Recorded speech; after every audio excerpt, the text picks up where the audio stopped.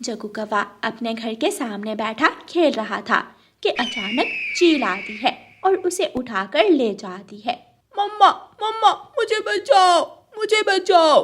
गोरी कव्वी जो नदी पर पानी पीने गई थी वो आ जाती है। वो चील को जग्गू को ले जाते हुए देख लेती है। गोरी कव्वी वहाँ बैठकर रोने लग जाती है। हाय मेरा बेटा, मेरी मदद करो, मेरे बेटे को बचाओ। गोरी कव्वी जल्दी से घर के अंदर जाती है। कालू जी, हमारे बेटे को चील उठा कर ले गई और आप आराम से घर में लेटे सो रहे हो। जल्दी उठो, कैसे भी करके हमारे बेटे को बचा कर लाओ। क्या? ये तुम क्या कह रही हो? जग्गू तो अभी घर से बाहर निकला ही था। चील उसे कैसे उठा कर ले जा सकती है? मैं अभी जाता हूँ और किसी पक्षी की मदद लेकर चील के पास जाता हूँ। कालू जल्दी से अपने घर से निकलता है। वो बाहर जाता है और देखता है कि सब पक्षियों के घरों को ताले लगे हुए हैं, क्योंकि सब पक्षी तो दाना लेने गए हुए थे। फिर कालू कौवा अकेला ही उड़ता हुआ पहाड़ों की तरफ निकल जाता है। वो एक जगह बैठकर थोड़ा सांस लेता है। कैसे भी करके मुझे अपने जग्गू की जान बचाना होगी। हमारा एक ही बेटा है जो हमारे बुढ़ापे का सहारा बनेगा। मुझे कैसे भी करके अपने बेटे की जान बचानी होगी। कालू कौवा फिर से उड़ता है और चील के घोंसले से थोड़ी दूर जाकर बैठ जाता है। वो रहा मेरा बेटा अभी जिंदा है। चील ने उसे खाया नहीं है। मैं चील की जाकर विनती करता हूँ, वो मेरे बेटे को छोड़ दे। कालू कौवा उड़ता है और चील के पास जाकर बैठ जाता है। अरे वाह, आज तो मैं पेट भरकर भोजन करूंगी। क्या तुम्हें अपनी जान की परवाह नहीं है जो तुम यहाँ आ गए? चील दी दिया करें, मेरे बेटे को छोड़ दें। मेरे बुढ़ापे का ये एक ही सहारा है। अगर आप इसे भी खा गई तो मैं क्या करूँगा? मेरी पत्नी घर में बैठी रो रही है। अगर मैं तुम्हारा बुढ़ापा ही खत्म कर दूं? चील दी, वो कैसे? मैं तुम्हें और तुम्हारे बेटे दोनों को खा जाती हूँ। ना तुम रहोगे और ना ही तुम्हारा बुढ़ापा आएगा।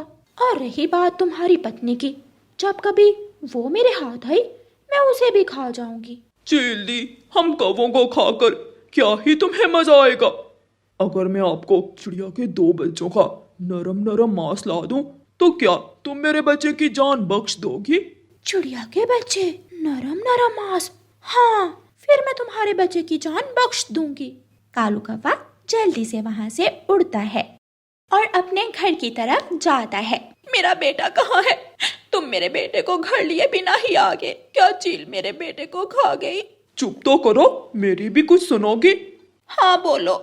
चील ने अभी तक हमारे बेटे को नहीं खाया, वो जिंदा है। उसने कहा कि अगर हम उसे चिड़िया के बच्चों का नरम नरम मांस ला दें तो वो हमारे बेटे को छोड़ देगी। कालू जी, हमारे जंगल में कल ही एक चिड़िया आई है, उसके 2 बच्चे भी हैं। मैं जैसे तैसे करके उस चिड़िया को घर से बाहर भेजती हूँ। तुम उसके बच्चे उठाकर चील को दे आना। ठीक है गोरी, मगर जल्दी करो। दोनों गोरी कव्वी और कालू कौवा अपने घर से उड़ते हैं और चिड़िया के घर की तरफ जाते हैं। कालू जी, आप यहीं इस पेड़ पर बैठे, मैं चिड़िया के घर जाती हूँ। ठीक है, जल्दी जाओ और उसे जैसे तैसे करके घर से बाहर निकालने की कोशिश करना। तुम फिक्र ही ना करो, मेरा नाम गोरी है। मैं कभी भी किसी काम में हारी नहीं। ये तो सिर्फ चिड़िया को घर से बाहर निकालने की बात है। अच्छा, बस करो, ज्यादा बातें ना सुनाओ, अब जाओ। गोरी जल्दी से वहाँ से उड़ती है और रानो चिड़िया के घर के दरवाजे पर दस्तक देती है। टूबू दरवाजा खोलता है। जी आंटी, आप कौन? बेटा, क्या तुम्हारी मम्मा घर में है? मैं आपके पड़ोस में रहती हूँ, गोरी कव्वी। मैं आज आपकी नानी वाले जंगल से होकर आई हूँ। मुझे तुम्हारी मम्मा को कुछ बताना है। आंटी, आप घर के अंदर आ जाएं, मम्मा अंदर ही हैं। कुकू गोरी कव्वी को घर के अंदर ले जाता है। मम्मा देखें, ये आंटी हमारी नानों वाले जंगल से आई हैं और आपको कुछ बताना चाहती हैं। इनका नाम गोरी आंटी है। जी गोरी बहन, कैसे आना हुआ? चिड़िया, मैं तुम्हारी माँ वाले जंगल गई थी। तुम्हारी माँ बहुत बीमार है और तुम्हें बुला रही है। कह रही थी कि मेरी बेटी को बोलना कि जल्दी आकर मुझे मिल जाए। मेरी आखिरी सांसें चल रही हैं। हाय, मैं मर गई, मेरी माँ। बच्चों, आप घर में रहना, मैं अभी अपनी माँ को देख कर आती हूँ। घर से बाहर बिल्कुल मत जाना और दोनों एक दूसरे का ख्याल रखना। रानो चिड़िया उड़ जाती है गोरी कौवी भी रानो चिड़िया के पीछे ही घर से बाहर निकलती है। कालू जी जल्दी जाएं और उसके बच्चों को उठाकर ले आएं। कालू कौवा जल्दी से चिड़िया के घर जाता है और चिड़िया के बच्चों के ऊपर काला कपड़ा डालकर उन्हें उठाकर ले जाता है और पहाड़ों की तरफ निकल जाता है। उधर तोता रानो चिड़िया को सारी बात बता देता है। रानो चिड़िया, कालू कौवे ने तुमसे झूठ बोला है। उसने अपने बच्चे की जान बचाने के लिए तुम्हारे बच्चों को चील के हवाले कर दिया है। क्या? ये आप क्या कह रहे हैं? रानो चिड़िया सब समझ जाती है और वो जल्दी से चील के घोंसले की तरफ जाती है।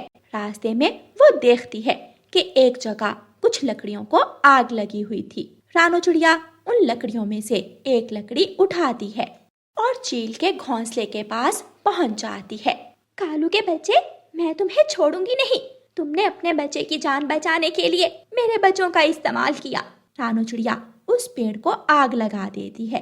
चील आग को देखकर वहां से भाग जाती है। आग आहिस्ता आहिस्ता पूरे पेड़ पर फैलने लगती है। कालू अपने बच्चे की जान बचाए बिना ही वहां से उड़ जाता है। आग तो ज्यादा फैल रही है, मुझे अपने बच्चों को यहाँ से निकालना होगा। रानो चिड़िया अपने बच्चों को निकालती है और पेड़ की दूसरी तरफ ले जाकर बिठा देती है और फिर रानो चिड़िया जग्गू कौवे को भी उस आग से बाहर निकालती है। रानो चिड़िया सब बच्चों को बचा लेती है। दूर खड़े गोरी कौवी और कालू कौवा ये सब देखकर बहुत शर्मिंदा हो रहे थे। रानो बहन, हमें माफ कर दो। हमने आपके बच्चों की जान लेने की कोशिश की, लेकिन आपने फिर भी हमारे बच्चे की जान बचाई। गलती आप दोनों की है, फिर उसकी सजा मैं इस बच्चे को क्यों देती? रानो चिड़िया अपने बच्चों को लेकर वहाँ से चली जाती है। गोरी कौवी और कालू कौवा भी अपने बेटे को सीने से लगाते हैं और प्यार करते हैं। थोड़ी देर बाद वो दोनों भी अपने बच्चे को लेकर वहाँ से उड़ जाते हैं और अपने घर चले जाते हैं। प्यारे दोस्तों, इस कहानी को लाइक, अपने दोस्तों के साथ शेयर और चैनल को सब्सक्राइब करना बिल्कुल मत भूलना। आपका धन्यवाद। कालू कौवे और गोरी कौवी में बहुत प्यार था और वो दोनों खुशी खुशी अपने घर में रहा करते थे। एक दिन एक कौवी कालू कौवे को देखती है। कितना सुंदर और अमीर लग रहा है ये कौवा। मैं इसी कौवे को अपना शिकार बनाऊंगी। हाय हाय, मेरा पंख! कोई है यहाँ? हाय मेरा पंख! कालू कौवा उस कौवी की आवाज सुनकर वहाँ आता है। क्या हुआ है? कौन है आप? मेरा नाम गुलाबो है। मैं दूसरे जंगल से आई हूँ। मेरा पंख घायल हो गया है। मैं अब ज्यादा उड़ नहीं पाऊंगी। क्या आप मुझे कुछ दिनों के लिए अपने घर रख लेंगे? जी गुलाबो जी, क्यों नहीं, आप मेरे घर में रह सकती हैं। गुलाबो कौवी नाटक करते हुए कालू कौवे के साथ उसके घर चली जाती है। कौवे जी, आपकी बहन तो बिल्कुल आप जैसी सुंदर है। ये मेरी बहन नहीं, मेरी पत्नी है। कालू जी, ये कौन है और ये हमारे घर में क्यों आई है? ये बेचारी मजबूर है, कुछ दिनों तक चली जाएगी। क्या मतलब चली जाएगी? क्या ये हमारे साथ रहेगी? गौरी बहन, आप तो मुझे बहुत नरम दिल लगी हैं। प्लीज मेरी हालत पर दया करें। मुझे अपने घर में थोड़ी जगह दे दें। मैं जल्दी ही चली जाऊंगी। वो कौवी नाटक करते हुए रोने लगती है। अच्छा, चुप करो। ठीक है, तुम रह लो, मगर हमारे घर में कोई फसाद मत करना। बहुत बहुत शुक्रिया कौवी बहन, आप सच में बहुत अच्छी हैं। गुलाबो गोरी कौवी को अपने गले से लगा लेती है। अच्छा, बस ठीक है। मैं थोड़े दिनों में ही अपना काम कर लूंगी। क्या कहा? कुछ नहीं। अच्छा कालू जी, मैं बाजार जा रही हूँ, कुछ देर तक आ जाऊंगी। गोरी कौवी बाजार चली जाती है। मैं कुछ खाने के लिए बनाऊं? आप हमारी मेहमान हैं, इसकी जरूरत नहीं है, मैं कुछ बाहर से ले आता हूँ। कालू कौवा कबूतर की दुकान पर जाता है और गुलाबो के लिए समोसे लेता है। गरम गरम समोसे देना और हाँ, हर तरह की चटनी डालना। क्या बात है कालू, लगता है मेहमान आए हैं घर। कालू कौवा समोसे लेकर अपने घर जा रहा था कि रास्ते में उसे रानो चिड़िया मिलती है। कालू भाई, मैं आपके घर गई थी, वहाँ गुलाबो कौवी मिली। गोरी बहन कहाँ है? गोरी तो बाजार गई है। अच्छा, तो वो गुलाबो कवि कौन है? आपको ऐसे किसी को भी अपने घर नहीं रखना चाहिए। ना जाने कौन है, किस इरादे से आई हो। वो बहुत मासूम कवि है, तुम उल्टी सीधी बातें मत करो, वो कुछ दिनों तक चली जाएगी।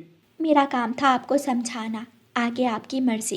रानो चिड़िया वहाँ से चली जाती है और कालू कौवा समोसे लेकर घर चला जाता है। कुछ दिन गुजर जाते हैं। गुलाबो, अब तुम्हारा पंख ठीक है ना?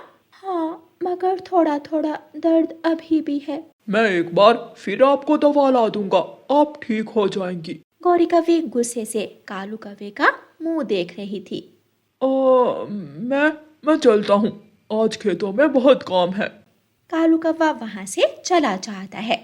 गुलाबो, अब तुम्हें अपने घर वापस चले जाना चाहिए। ये तो अब वक्त बताएगा कौन कहाँ जाएगा।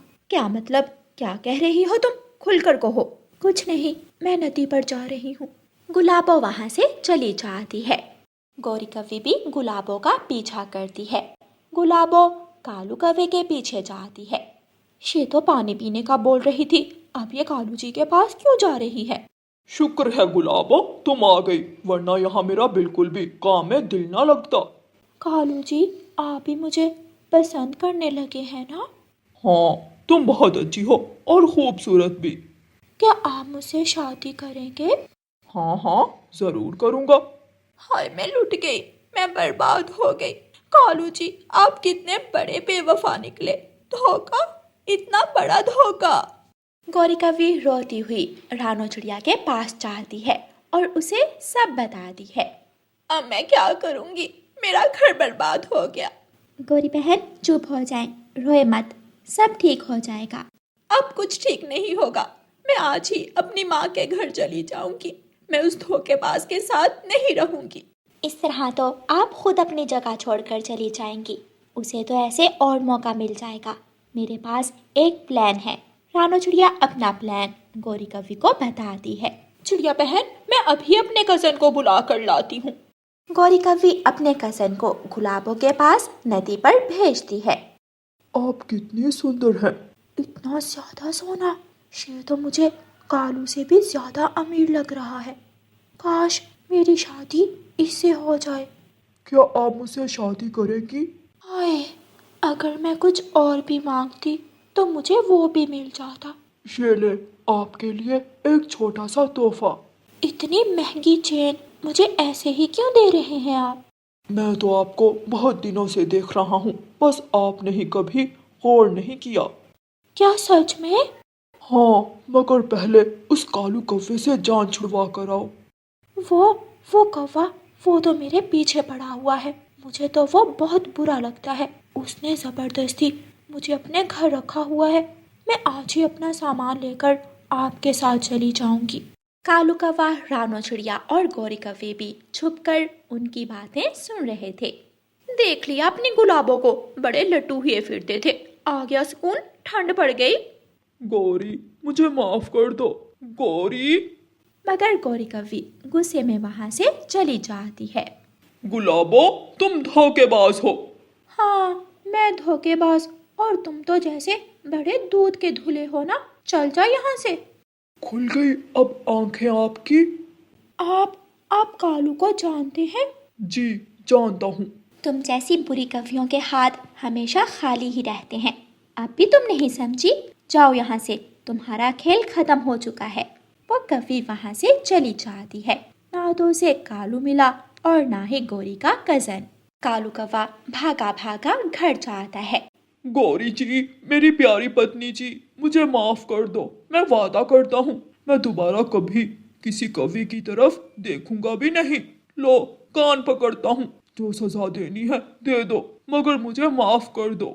सजा तो आपको मिलेगी। वो क्या? आज से हर रोज बर्तन आप धोया करेंगे। फिर वो दोनों हंसने लगते हैं। हाँ हाँ, मंजूर है। अब सजा के तौर पर कालू कौवा हर रोज बर्तन धोता। प्यारे दोस्तों, इस कहानी को लाइक, अपने दोस्तों के साथ शेयर और चैनल को सब्सक्राइब करना बिल्कुल मत भूलना। आपका धन्यवाद। जंगल में सुबह सुबह का समय था। चारों ओर चिड़ियों की चहचहाट गूंज रही थी। एक हरे भरे जंगल के बीचों बीच एक शांत सी झील थी। झील के किनारे चमकती हुई घास और फूलों की महक थी।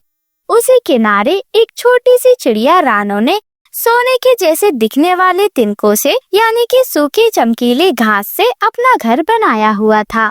ये घर मैंने अपने सपनों से बुना है। हर तिनका मैंने सूरज की रोशनी में चुना है। हर मोड़ पर इसे अपने पंखों से सजाया है। ये छोटा है लेकिन इसमें मेरी पूरी दुनिया बसती है। अब इसी घर में मेरे बच्चे जन्म लेंगे। यही उनका बचपन खिलेगा। हाँ हाँ रानो बहन, क्यों नहीं, बिल्कुल, तुमने बिल्कुल सही सोचा। बहुत सुंदर घर है तुम्हारा। जंगल के सभी पक्षी तुम्हारे घर की तारीफ करते हैं। हरियाली भी कह रही थी कि देखो देखो, रानो चिड़िया ने तो कमाल कर दिया। बिल्कुल ऐसा घर बनाया है जैसे सोने से बना हो। धूप में तुम्हारा घर ऐसे चमकता है जैसे धूप में कोई सोना चमक रहा हो। गौरी बहन, मैंने ये घर बहुत मेहनत से बनाया है। इस घर को मैंने अपने बच्चों के लिए बनाया है। जब मेरे बच्चे अंडे से बाहर आएंगे तो ये घर देखकर वो बहुत खुश होंगे। और देखें, मैंने अपने घर के पास कितने अच्छे फूल सजाए हैं ताकि मेरे बच्चे आराम से यहाँ खेल सकें। ना उन्हें खाने की चिंता हो, ना पानी पीने का डर। देखें, नदी भी पास में ही है। हाँ हाँ रानो बहन, मैं तो कहती हूँ तुम्हारे घर के पास मैं भी अपना घर बना लूंगी। कहूँगी कालू जी से, मैं भी तो अंडे देने वाली हूँ। आखिरकार हम दोनों सहेलियाँ जो हैं। हाँ हाँ गौरी बहन, क्यों नहीं, जरूर आप घर बना लें यहाँ। अच्छा, मैं चलती हूँ, बात करूँगी कालू जी से। इतना कहकर गौरी कौवी वहाँ से चली जाती है। वहीं दूसरी तरफ रानो के घोंसले में 2 अंडे थे, छोटे छोटे अंडे। और रानो चिड़िया दिन रात उन्हें अपने पंखों से ढकती, उन्हें हवा से और हर खतरे से बचाती। मेरे नन्हे नन्हे अंडों, तुम दोनों मेरी सांसों की वजह हो। जब तुम उड़ोगे तब मेरी आत्मा उड़ान भरेगी। जब तुम इस दुनिया में आओगे ना, तो देखना तुम्हारी माँ ने कितना अच्छा घोंसला बनाया है। तुम्हारे लिए नदी का ठंडा पानी और प्यारे प्यारे फूलों की खुशबू इंतजार कर रही है मेरे बच्चों। वहीं दूसरी तरफ एक पेड़ पर बैठी थी एक शिकारी चील। उसकी पैनी आंखें रानो के सोने जैसे दिखने वाले घर पर टिकी थी। वहीं झाड़ियों में एक लोमड़ी भी छिपी हुई थी। वो बहुत चालाक और धैर्यवान थी। सोने का घर और उसमें 2 मुलायम अंडे, एक झपटा और मेरा पेट भर जाएगा। अरे अरे, ये चील तो बस ताक में लगी है, लेकिन असली चाल तो मैं चलूंगी। जब सब सो रहे होंगे तब अपना खेल खेलूंगी और चिड़िया के दोनों अंडे मेरे। फिर किसी दिन फुर्सत में आऊंगी और इस छोटी चिड़िया को भी खा जाऊंगी। सुबह सुबह का समय था। रानो चिड़िया अपने पौधों में, अपने फूलों में पानी दे रही थी। तभी उसकी नजर चील के पंख पर पड़ती है। हे भगवान, ये क्या? ये तो चील का पंख है। लगता है उसे मेरे अंडों की भनक लग गई है। ये जंगल जितना सुंदर है उतना ही खतरनाक है। हर तरफ शिकारी हैं। मुझे अपने बच्चों की रक्षा करनी होगी। पास के पेड़ पर बैठा हुआ मिठू तोता उसकी सारी बातें सुन रहा था। जब उसने रानो चिड़िया की चिंता सुनी तो वो ऊपर से ही कहता है, अरे रानो बहन, डर मत, तेरा सोने का घर है, लेकिन इसकी असली ताकत तेरे प्यार में है। मैं तेरा साथ दूंगा। अगर हम साथ रहे तो कोई भी शिकारी पास नहीं आ पाएगा। आपका बहुत बहुत शुक्रिया मिठू भैया, लेकिन यहाँ पर मुझे कुछ निशान नजर आ रहे हैं। ये किसी शिकारी जानवर के हैं और ये चील का पंख। ना जाने कितने जानवर और पक्षी मेरे अंडों के ऊपर नजर गड़ाए बैठे हैं। अरे रानो, चिंता मत कर, मैं हूँ ना, मैं भी नजर रखूंगा और तू भी सतर्क रहना। ऐसे ही रात के समय रानो चिड़िया अपने अंडों के पास ही बैठी थी। चील बिजली की तरह झपटती है और सोने के घर को नोचने लगती है। वो जैसे भी कर बस रानो चिड़िया के अंडों को हड़पना चाहती थी, उन्हें खाना चाहती थी। आज मैं भूख नहीं सहूंगी। ये अंडे मेरे हैं, सोने का घर भी मेरा होगा और ये अंडे भी। तभी रानो चिड़िया अपने घोंसले से बाहर आ जाती है। वो हिम्मत जुटाती है, मेरे बच्चों को मत छूना। ये घर सिर्फ तिनकों का नहीं, ये मेरी आत्मा का विस्तार है। मैं तुम्हें रोकूंगी। मेरे होते हुए मैं तुम्हें अपने अंडों को छूने भी नहीं दूंगी। अरे तू एक नन्ही सी चिड़िया, तू रोकेगी अब मुझे? अब तू देख, पहले आज तुझे ही शिकार बनाऊंगी। चील, मैं छोटी जरूर हूँ, लेकिन मेरे जीते जी तू मेरे अंडों पर अपना पर भी नहीं लगा सकती। उन्हें खाना तो बहुत दूर की बात है। और फिर रानो चिड़िया ने अपने नन्हे शरीर से चील का सामना किया। वो बार बार चील के पंजों से बचती रही, अपने बच्चों की ढाल बनी।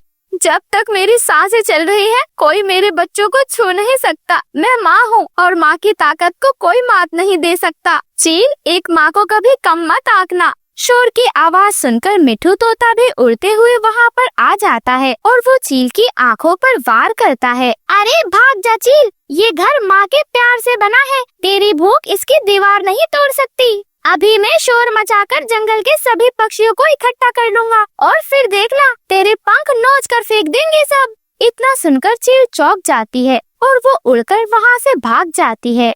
मिठू भैया, तुमने मेरी मदद की, तुमने मेरी उम्मीद को बचा लिया। अगर आज तुम ना होते तो एक माँ हार जाती। रानो, हम सच्चे पड़ोसी हैं और हम एक दूसरे के दोस्त भी तो हैं। सच्चे साथी मुश्किल में ही पहचाने जाते हैं। ऐसे ही धीरे धीरे कुछ समय बीत जाता है। रानो चिड़िया सतर्क थी, पर लोमड़ी और चील दोनों बहुत चालाक थे। मैं पहली बार चूक गई थी, अब की बार खाली नहीं लौटूंगी। चील तो ताक में है, लेकिन असली शिकार तो मैं करूंगी। उसी बीच चील फिर आती है और रानो चिड़िया के घोंसले पर हमला करने की कोशिश करती है, लेकिन मिठू तोता और रानो चिड़िया दोनों मिलकर उसे भगा देते हैं। मिठू भैया, कब तक ये डर बना रहेगा? हर दिन एक नई परीक्षा है। रानो, जब तक तो डरी नहीं, कोई तुझे हरा नहीं सकता। एक रात रानो चिड़िया किसी काम से थोड़ी दूर चली गई थी। उसी रात लोमड़ी आती है और मौके का फायदा उठाकर वो एक अंडा उठाकर भाग जाती है। जब रानो चिड़िया अपने घोंसले में लौटती है तो अपना अंडा वहाँ ना पाकर वो तो बुरी तरह टूट जाती है। नहीं, मेरी बच्ची, मेरा सपना, सब कुछ अधूरा रह गया। मैं सोचती थी कि मेरे दोनों बच्चे साथ उड़ेंगे, लेकिन अब तो मेरा आकाश ही अधूरा है। रानो के रोने की आवाज सुनकर मिठू तोता और बंटी कबूतर दोनों उसके पास आ जाते हैं। अरे रानो, ये जंगल है, यहाँ हर माँ को लड़ना पड़ता है। तू टूटी नहीं है, तू मजबूत है। हाँ रानो बहन, अब मैं भी तुम्हारे साथ हूँ। हम तीनों मिलकर इस अंडे में से बच्चा निकलने तक तुम्हारी देखरेख में रहेंगे। तुम बिल्कुल भी चिंता मत करो। अब तुम्हारे अंडे पर किसी की नजर भी नहीं पड़ने देंगे हम। हे भगवान, क्यों हर बार एक माँ को इतनी मुश्किल परीक्षाओं से गुजरना पड़ता है? हर बार एक माँ की परीक्षा इतनी कठिन क्यों होती है? क्या प्यार की कीमत इतनी भारी होती है भगवान? रानो, तेरे आंसू तेरी ताकत है। जो बच्चा बचा है अब वो तेरा भविष्य है, उसे बचा, और जो खोया है उसकी याद को अपनी शक्ति बना। हाँ रानो, अब वक्त आ गया है। तुझे अपने बच्चे के लिए जीना होगा, लड़ना होगा और मजबूत बनना होगा। ऐसे ही एक शाम उस बचे हुए अंडे से एक बच्चा निकलता है। रानो चिड़िया उसका नाम कुकू रखती है। मेरे बेटे कुकू, अब तू ही मेरी दुनिया है कुकू। तेरी मुस्कान में मेरी सुबह है, तेरी उड़ान में मेरा आकाश है मेरे बच्चे। समय के साथ साथ धीरे धीरे कुकू बड़ा हो जाता। एक दिन वो अपनी माँ से सवाल करता है, मम्मा सबके बहन भाई होते हैं, मेरा कोई क्यों नहीं? ना मेरी कोई बहन है, ना ही मेरा कोई भाई है। कुकू बेटे, था, आपकी बहन थी शायद। जब तुम दोनों अंडे में थे, एक लोमड़ी आई और तेरी बहन वाला अंडा ले गई। क्या उस लोमड़ी ने मेरी बहन को छीना? माँ, मैं उसे सबक सिखाऊंगा। कुकू बेटे, न्याय जरूरी है, लेकिन बदले की आग में खुद को मत जलाना। माँ, ये बदला नहीं, ये मेरी बहन की आवाज है, मैं उसे न्याय दिलाऊंगा। कुकू बेटे, आपको इसके लिए मजबूत बनना होगा। अपनी चोंच और अपने पंजों को इतना मजबूत बनाना होगा कि तुम बड़े से बड़े शिकारियों का भी सामना कर सको। और फिर कुकू ने अपने माँ की इस बात को गौर से सुना और फिर अपने उड़ने का अभ्यास शुरू किया। कुकू ने उड़ना सीखा और अपने पंजे मजबूत किए। अब मैं बिल्कुल तैयार हूँ उस चील और लोमड़ी से अपना बदला लेने के लिए। अब मैं न्याय दिलाऊंगा अपनी बहन को। कुकू अब बड़ा और समझदार हो चुका था। एक दिन वही लोमड़ी फिर से आती है। उसकी आंखों में चालाकी और लालच चमक रहा था। वो झाड़ियों के पीछे बैठी हुई थी। सोने का घर और उसमें वो चिड़िया और उसका बच्चा। आज मैं खाली हाथ नहीं लौटने वाली। जंगल में जो सबसे कीमती है वही तो मेरा इनाम है। वहीं पेड़ पर बैठी हुई चील भी लोमड़ी के शिकार करने का इंतजार कर रही थी। अरे अरे लोमड़ी बहन, जो होगा आधा आधा होगा, ठीक है ना? कुकू उन्हें देख लेता है। रुक जा लोमड़ी, अब तूने गलत घर चुना है। ये घर अब सिर्फ माँ का नहीं, मेरा भी है और मैं इसे टूटने नहीं दूंगा। और फिर कुकू चिड़ा अपनी पूरी ताकत लगाकर लोमड़ी के पास जाता है। वो उसकी आंखों पर चोंच मारता है। लोमड़ी चीखती है और पीछे हट जाती है। तभी आसमान से चील कुकू की ओर झपटती है, लेकिन कुकू अपनी तेज चोंच उसकी आंखों में गड़ा देता है, जिससे चील को दर्द होता है और वो भी डरकर पीछे हट जाती है। तुम दोनों सुन लो, ये सोने का घर सिर्फ तिनकों से नहीं बना, ये माँ के आंसुओं, उनकी दुआओं और मेरे साहस से बना है। इसे तोड़ने की ताकत तुम में से किसी में भी नहीं है, समझे तुम दोनों? अब चले जाओ यहाँ से, वरना जंगल के पक्षियों को इकट्ठा कर कर तुम्हें वो सबक सिखाऊंगा जो कभी किसी ने नहीं सिखाया होगा, और कभी पलटकर वापस मत आना इस जंगल में। तभी रानो चिड़िया भी उड़ती हुई आती है और कुकू के पास आ जाती है। उसकी आंखों में डर नहीं था, बल्कि इस बार रानो चिड़िया की आंखों में गर्व था। कुकू बेटे, तू मेरी उड़ान है। आज तूने दिखा दिया कि माँ का सहारा सिर्फ उसके पंख नहीं, उसका बच्चा भी होता है। चील और दुष्ट लोमड़ी वहाँ से डरकर भाग जाती हैं। वो दूर जंगल छोड़कर चली जाती हैं और फिर कभी लौटकर वापस नहीं आती। जंगल में फिर से शांति आ जाती है। तभी बंटी कबूतर और मिठू तोता भी उड़ते हुए रानो चिड़िया के पास आते हैं। अरे रानो, कुकू, आज तुम दोनों ने मुझे भी सिखा दिया कि माँ का प्यार और बेटे की हिम्मत मिलकर जंगल की सबसे बड़ी ताकत बन सकते हैं। हाँ रानो, अब जंगल के सभी पक्षी उस दुष्ट लोमड़ी और चील के डर से आजाद हो गए हैं। सच में रानो, तुम्हारे बेटे को तुमने बहुत कुछ सिखाया है। बहुत मजबूत है तुम्हारा बच्चा। ऐसे ही धीरे धीरे समय बीतता जाता है। जंगल में शांति लौट आई थी। सोने का घर अब और भी ज्यादा चमकने लगा था। कुकू रोज अपनी उड़ने की प्रैक्टिस करता और चाचा कबूतर से नई नई बातें सीखता। माँ, अब कोई आपको और हमारे घर को दुख नहीं देगा। आपने मुझे प्यार से पाला, मुझे उड़ना सिखाया, और अब तुम्हें डरने की जरूरत नहीं है माँ। तुम्हारा बेटा कुकू तुम्हारे साथ है। बेटा, तू मेरी आंखों का तारा है। मैंने अपनी बेटी को खोया, लेकिन तुझ में उसकी झलक देखती हूँ। तू मेरी टूटी हुई आत्मा को फिर से जीने की वजह देता है मेरे बच्चे। माँ, मैं वादा करता हूँ इस छोटे से घर को आसमान जितना ऊंचा बनाऊंगा और उस बहन की याद को हमेशा अपने दिल में रखूंगा। अरे रानो बहन, प्यारे कुकू, आज तुम दोनों ने मुझे सीख दी है। मैंने लंबी उम्र में बहुत से पक्षियों को, लोमड़ियों को और चीलों को इंसानों से हारते देखा है, लेकिन आज पहली बार देख रहा हूँ कि माँ के प्यार और बेटे का साहस मिलकर कैसे अटूट दीवार बन सकता है। याद रखो, सोने का घर चाहे कितना भी छोटा क्यों ना हो, अगर उसमें परिवार की ताकत और प्यार हो तो कोई ताकत उसे हिला नहीं सकती। हाँ कबूतर भैया, माँ का घर छोटा हो सकता है, लेकिन मेरे लिए दौलत, ताकत या बड़ा घर मायने नहीं रखते। मायने रखता है तो वो है मेरा बेटा कुकू, मेरी संतान की मुस्कान और वो दोस्त जो मुश्किल वक्त में मेरे साथ खड़े रहे। मम्मा, मैं वादा करता हूँ कि अब कोई हमारी दुनिया को अधूरा नहीं करेगा। हम हमेशा साथ रहेंगे और इस जंगल को और ज्यादा खूबसूरत बनाएंगे। और ऐसे ही रानो चिड़िया अपने बेटे कुकू और अपने दोस्तों के साथ खुशी खुशी अपने सोने के घर में रहने लगती है। उसका घर सूरज की रोशनी में खूब चमकता। सभी पक्षी उसके घर के पास आते, फूलों के पास बैठकर घंटों घंटों बातें करते। ये कहानी हमें सिखाती है कि अन्याय और बुराई चाहे कितनी भी चालाक क्यों ना हो, माँ के संस्कार और बेटे की हिम्मत से हमेशा हारती हैं। सोने का घर तिनकों से नहीं, प्यार और एकता से बनता है।